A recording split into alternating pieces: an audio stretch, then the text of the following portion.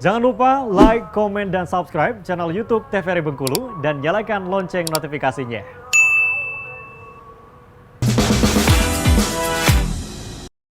Terima kasih banyak pemirsa Opini, obrolan pas di sini kita kembali lagi ngobrol dengan Brahma nih. Cerita Brahma sehingga Brahma terpilih menjadi Duta HIPMI 2025.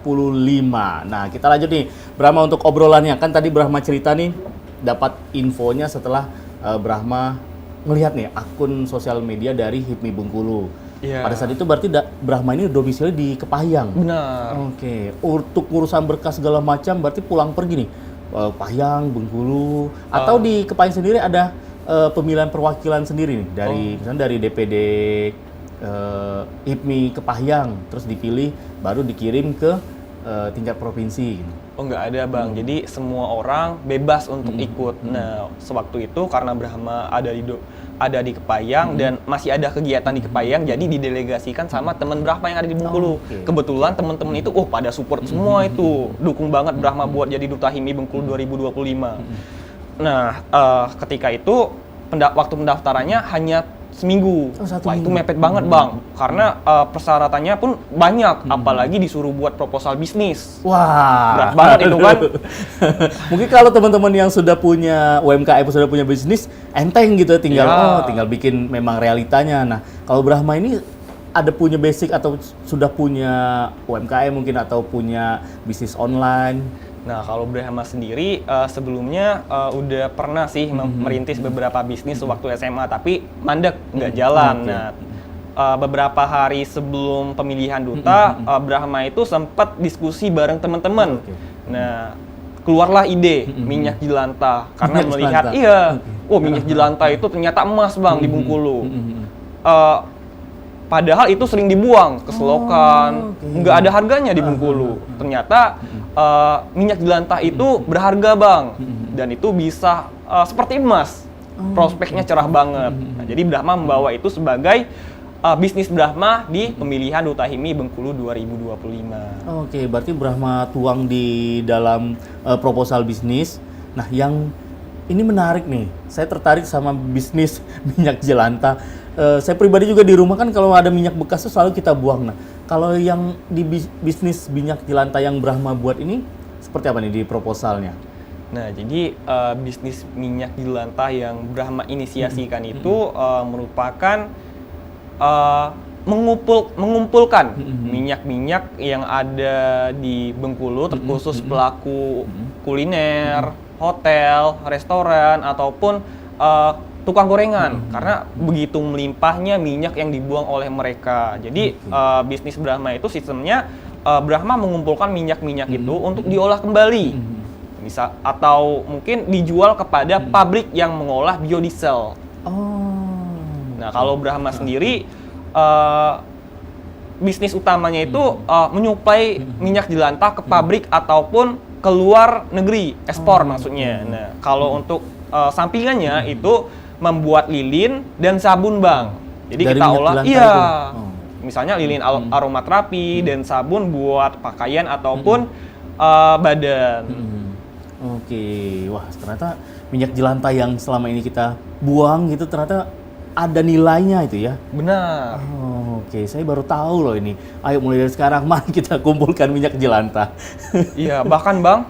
Tapi itu sudah ada nih di Bengkulu. Mungkin dari Brahma yang akhirnya melanjutkan dari sebuah proposal sehingga memang benar-benar jadi bisnis Brahma pribadi, atau teman Brahma nih yang akhirnya juga melanjutkan proposal itu sehingga jadi memang bisnis secara nyata.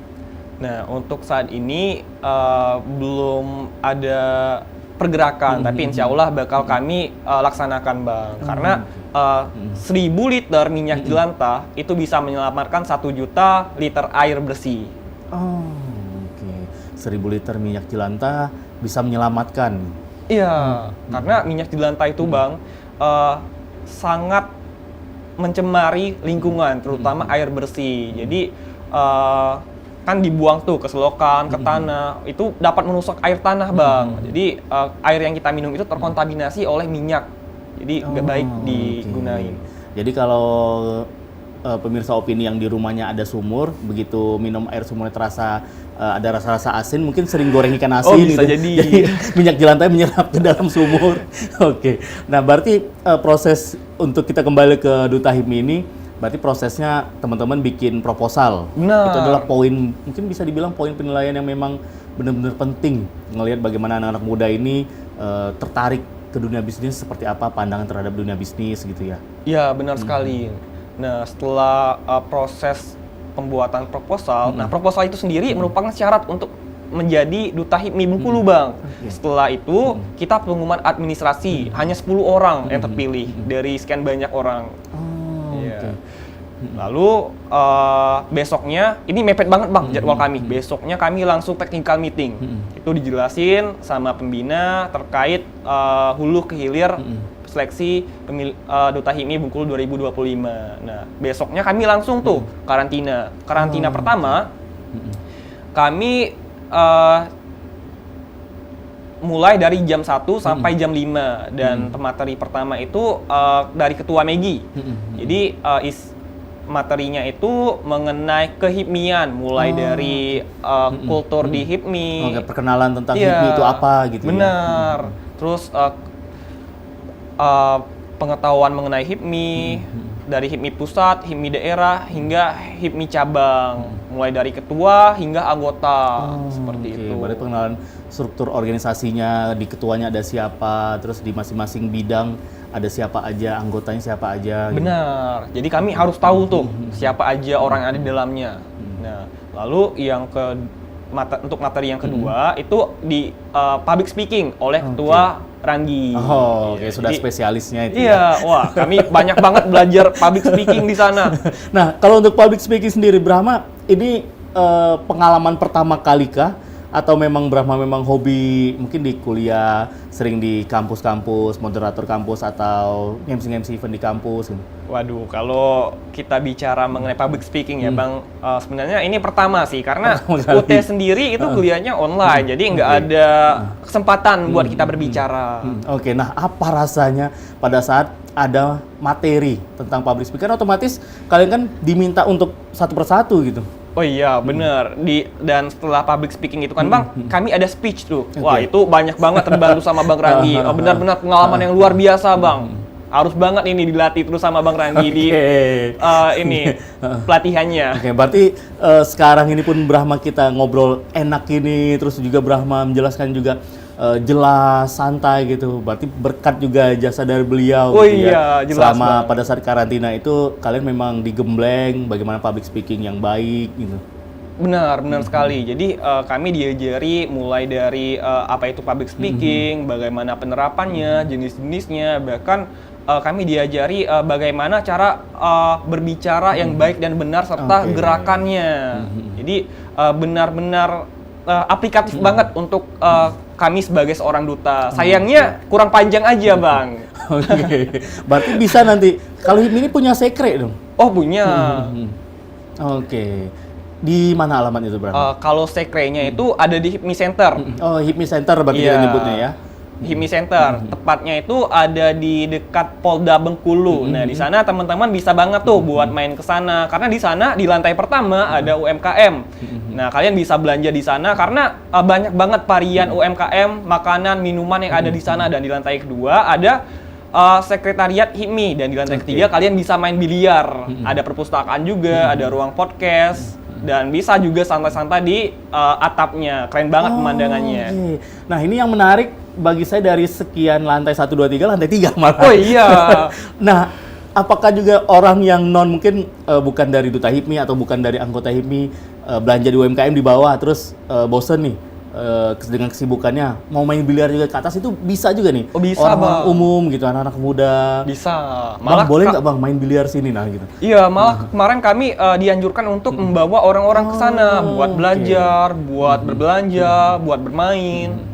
Oke, kalau gitu bawa saya ke sana. Oh, boleh banget Bang. Nanti kita mampir sana. Enak dong di sana ya, bisa.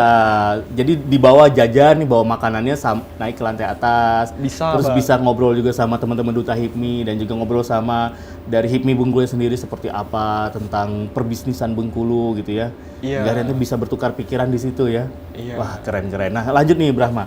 Untuk tadi karantina 1 hari itu full. Benar. Oke. Nah, setelah public speaking apalagi nih materi yang kalian dapatkan? Nah, jadi di karantina pertama itu hanya kehipmian dan public speaking. Nah, hari pertama aja udah luar biasa kan, menarik banget. Apalagi di karantina hari kedua. Wah, itu lebih luar biasa lagi, Bang. Oke, Karena di karantina hari kedua ini ada beauty class. Waduh, berarti Iya. diajarkan bagaimana berjalan berarti dong ke beauty class ya?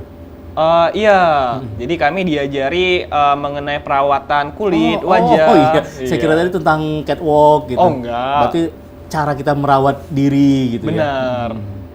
Nah, itu materi pertama dan materi kedua nggak cuma satu sih di karantina kedua, tapi setelahnya itu ada pitching. Oh. Pitching atau menjelaskan proposal bisnis kita. Ini nih acara yang ditunggu-tunggu. Oke, yang Karena sudah menarik kalian banget. buat, kalian harus jelaskan lagi. Benar. Di depan juga para finalis yang lain gitu. Benar. Oh. Nah, jadi di pitching itu kami menjelaskan proposal kami dalam bentuk PowerPoint ataupun presentasi singkat selama 5 menit di Wah, ini hadapan para seperti juri. latihan ujian skripsi, Bang. Wih, bener Bang. Rasanya itu, aduh, keringat dingin. Siapa tahu kan dapat pendanaan kan? Nah, betul. Ternyata tertarik nih dari ketum kan. Wah, ini menarik nih bisnisnya, anak muda gitu. Iya. Brahma sendiri kemarin, berharap banget dapat pendanaan kan. Oh, disponsori, usahanya berjalan. Dan ada juga beberapa teman tuh yang ingin didanai oleh para juri. Dan Oke. memang bisnis teman-teman ini sendiri keren-keren Bang. Bahkan Brahma salut sih sama anak muda yang ikut Duta HIPMI Bengkulu 2025 ini. Mulai dari batik, penyewaan alat-alat adat, ada juga yang mengangkat limbah, hal-hal yang nggak berguna bisa menjadi berguna. Oke. Jadi teman-teman di situ kalau pertanyaannya berarti di sana sudah ada belum teman-teman Brahma Finalis yang lain yang sudah punya bisnis sebelumnya ikut di Duta HIPMI ini? Ada, Tapi Bang. tahan dulu di Brahma. Aduh. Kita akan cerita lagi nih pemirsa Opini. Jangan kemana-mana. Kami berdua akan kembali lagi setelah akan lewat berikut ini.